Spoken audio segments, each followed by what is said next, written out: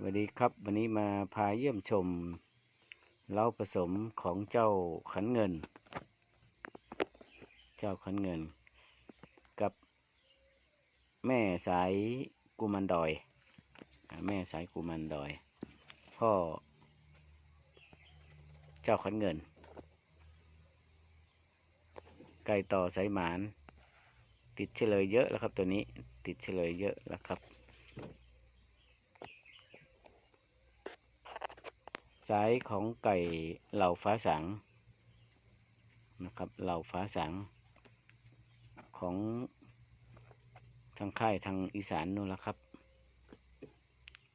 สายของเหล่าฟ้าสางเนี่ยอันนี้เจ้าขันเงินลูกเจ้าฟ้าสาง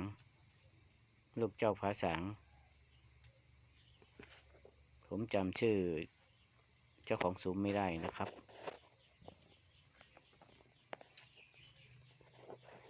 นำมาเป็นพ่อพันธุ์ผสมกับเหล่าแม่กุมันดอยสายเหลือง